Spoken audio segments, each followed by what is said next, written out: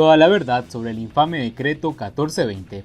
¿Cómo están, amigos? Y bienvenidos a Noticias Importantes. Comenzamos. Este infame decreto es inconstitucional. Un plumazo del primer ministro ha reforzado nuestra condición de ciudadanos de segunda categoría. El pasado 31 de agosto de 2020 salió publicada en la Gaceta Oficial Extraordinaria 44 el decreto 14, firmado por el primer ministro Manuel Marrero Cruz. En su artículo primero, este cuerpo legal defiende su objetivo, establecer las infracciones contra la higiene comunal y las medidas sanitarias para la etapa de enfrentamiento contra el COVID-19 en la provincia de La Habana. En el artículo 2 se establecen 12 infracciones por las cuales se impondrán multa de 2 o 3 mil pesos según sea el caso. Estas causales básicamente retoman las infracciones establecidas en la resolución 128-20 del Ministerio de Salud Pública. Lo hacen con pésima técnica jurídica, al quedar ellas abiertas y sujetas a la interpretación que quiera cualquiera hacer de las autoridades en detrimento de los habaneros. Esta afirmación se comprueba en causales como la primera, referida a que se dificulte en cualquier forma de cumplimiento las medidas sanitarias dictadas por la autoridad competente. También la 11, incumpla otras disposiciones establecidas por las autoridades sanitarias. Son verdaderos sacos jurídicos en los que se puede echar lo que tenga bien encargado de resolver. Las infracciones realmente novedosas son la 10 y la 12, referidas al toque de queda en La Habana. La 10ª alude al que permanezca en áreas públicas frente a los horarios de vía libre o sin sello de excepcionalidad, en el horario restringido de 7 p.m. a 5 a.m., de 3 mil pesos y retiro de la licencia de circulación y la matrícula. Estas infracciones vulneran totalmente el derecho constitucional a la libre movilidad, reconocido en el artículo 52 de la Carta Magna. Por lo tanto, el decreto 1420 es inconstitucional y por ende ilegal. Es oportuno aclarar que si Díaz-Canel hubiera ejercido su facultad constitucional prevista en el artículo 128K en relación a los artículos 9 de la Ley 7594, Ley de Defensa Nacional, habría podido decretar el estado de emergencia o situación de desastre en La Habana, estando facultado para limitar los derechos constitucionales en el derecho a la libre circulación de las personas. Sin embargo, tal decreto presidencial, que debió haberse hecho por todas las formalidades legales, como su publicación en la Gaceta Oficial de la República, no se dictó. Esto pues, se realizó en franco irrespeto de los derechos constitucionales de los ciudadanos cubanos y al supuesto Estado de Derecho previsto en el artículo 1 de la Ley Suprema. Otro elemento para destacar de este infame decreto 1420 es la alta cuantía de las multas, que, como queda dicho, ascienden a las considerables sumas de 2.000 o 3.000 pesos, y esto sin la posibilidad alguna de una adecuación a la gravedad de la infracción o a las posibilidades económicas reales del obligado a pagarlas, desproporcionalidad que se aprecia comparando estas cuantías penurias con la información oficial brindada en la Oficina Nacional de Estadísticas e Información acerca del salario mensual en Cuba al cierre de 2019, ascendente a 879 pesos, y en el caso de La Habana asciende a 929 pesos, según publicó el diario oficial Grama el 5 de septiembre, luego de la entrada en vigor del decreto 1420, lo que tuvo lugar el primer día del mes. Se han publicado en La Habana 1.843 multas, la mayoría de uso incorrecto de nasobuco. De ellas se habían pagado solamente 210. El plazo para pagar estas sumas tan elevadas en un país con muy baja tasa de ahorro es tan solo de 10 días naturales, al cabo de los cuales se duplica la cuantía de la multa en el caso de impago, disponiendo entonces los infractores de 30 días hábiles para pagar. En caso contrario, quedará a su disposición de tribunales. En esto es de presumir que serán juzgados por el delito de incumplimiento de las obligaciones derivadas de la comisión de contravenciones, previsto en el artículo 70 del Código Penal. Dicho delito prevé sanciones de 1 a 6 meses de privación de libertad. El decreto contempla la posibilidad de apelar en el término de 3 días hábiles para ante el jefe inmediato superior de la autoridad que impuso la multa sin que se detenga la ejecución inmediata. Por último, queda expedita la vía judicial para reclamar la multa.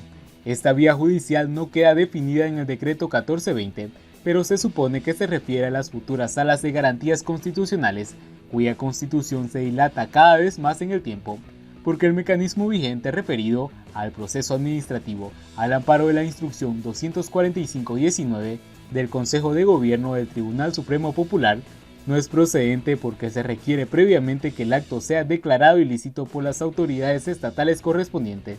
Por último, denunciamos que este infame decreto es inconstitucional, también por ser discriminatorio y violar los artículos 42 de la Carta Magna que establece: todas las personas son iguales ante la ley, reciben las mismas protecciones y trato ante las autoridades, gozan de los mismos derechos, libertades y oportunidades sin ninguna discriminación por razones de origen nacional o territorial, o cualquier otra condición o circunstancia personal que implique distinción lesiva de la dignidad humana. Como vemos, un plumazo del primer ministro ha reforzado nuestra condición de ciudadanos de segunda categoría. Siguiendo con las noticias, Joe Biden, que trataría de revertir las políticas de Donald Trump hacia Cuba. El candidato demócrata criticó a Donald Trump por cómo ha llevado el tema de Cuba y aseguró que su gobierno ha fracasado en las políticas contra la dictadura. En una entrevista en una cadena en la ciudad de Miami, el candidato por el Partido Demócrata a la presidencia de Estados Unidos, Joe Biden, afirmó que al llegar a la Casa Blanca revertiría las políticas actuales de la administración respecto a Cuba.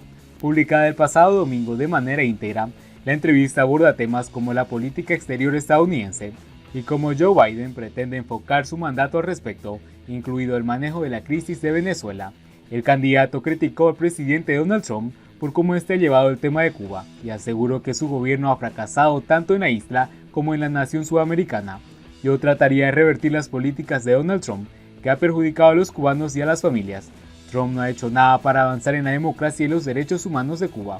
La represión ha empeorado en Cuba, señaló Biden, y agregó que es necesario fomentar mayor el intercambio entre el pueblo de Estados Unidos y Cuba, ya que los cubanoamericanos son los mejores embajadores de la libertad en la isla.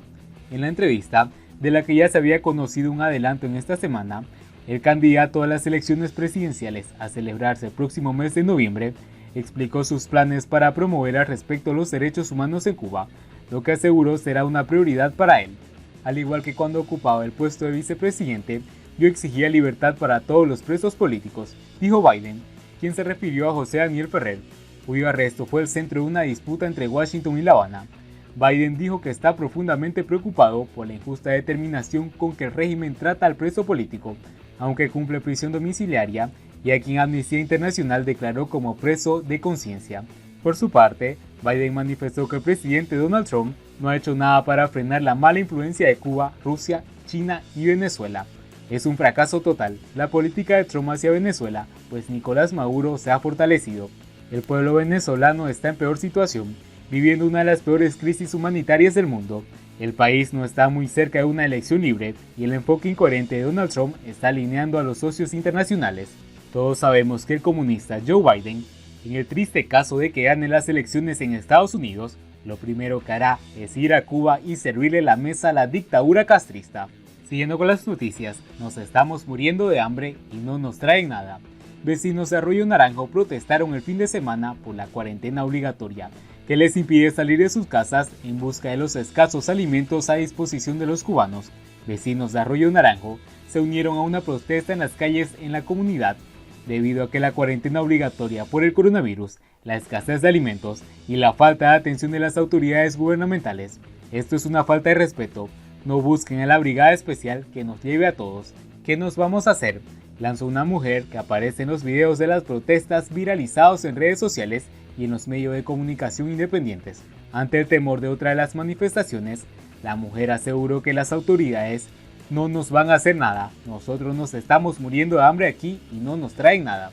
Por su parte, otra de las mujeres presentes puso en duda los reportes de los medios oficiales sobre la situación de los cubanos sometidos a cuarentena en sus comunidades.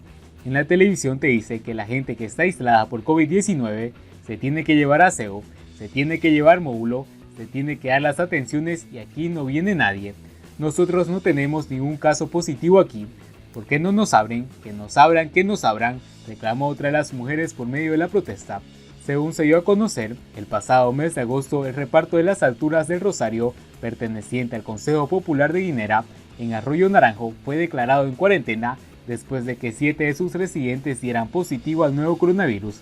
Fuentes de la comunidad, en condición de anonimato, aseguraron que salvo los agentes uniformados, ningún funcionario gubernamental acudió al lugar a constatar las crecientes necesidades de los afectados por las medidas de aislamiento. Las autoridades que limitaron la movilidad de los vecinos a la altura de Rosario no pusieron a la venta alimentos y artículos de primera necesidad en la zona. Y bien amigos, así vamos terminando las noticias importantes del día de hoy. Espero que el contenido haya sido de su agrado. No olviden suscribirse.